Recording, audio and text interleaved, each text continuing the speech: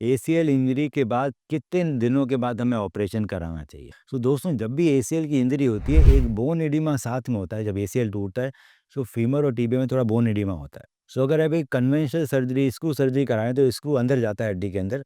सो conventional surgery 6 weeks तक हो नहीं पाती, क्योंकि उसके सर्जरी के रिजल्ट फेल होने लगते हैं। सो कन्वेंशनल सर्जरी 6 वीक तक नहीं हो सकती। पर आजकल हम 2024 में बैठे हैं। 2024 में अगर हम एडवांस सर्जरी करते हैं, all inside ACL reconstruction with internal brace, और वो भी क्वाड्रिसेप्स टेंडन से, जो कि हैमस्ट्रिंग से ज़्यादा मजबूत है, तो हम तुरंत कर सकते हैं। अब बात आती है आखिर कब तक करा लेनी चाहिए। सो एसीएल टूटने के बाद, एसीएल तो टूट गया, अब इनस्टेबिलिटी है, हमारा घुटना हिल रहा है, घुटना हिल रहा है। अब एसीएल टूटे हुए अगर आप चलेंगे और कल को आपका खड्डे में पैर चला गया, घुटना ज़्यादा स्लिप मारा, आपका मेनिस्कस ही फट गया, सो ये बता पाना मुश्किल है कि आपके फर्दर और जो इंजरीज होने वाली है वो कब कब होगी, कैसे कैसे होगी। मेनिस्कस फट गया तो उसको भी सिलना पड़ेगा, ज़्यादा फट गया तो निकालना पड़ेगा, मेनिस्कस लूज कर दोगे, आर्थराइटिस हो जाएगी।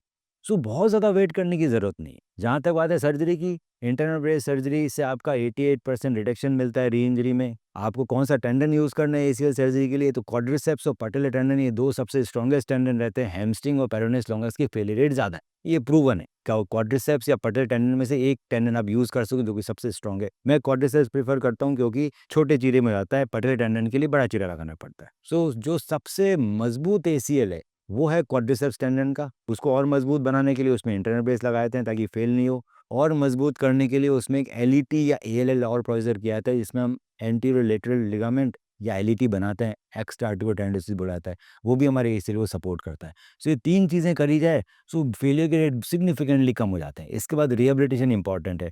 हर वीक हम लोग फ़ोन करते हैं, हर वीक आपको एक्सरसाइज सिखाते हैं, 6 महीने तक रिहैब चलता है। तो बहुत ज़्यादा वेट करने की ज़रूरत नहीं है। एक बार टूट गया तो वापस तो आएगा नहीं। फर्दर इंजरी को बचाया जा सके और जल्दी ठीक हो जाए तो बेटर रहता है रिज़ल्ट।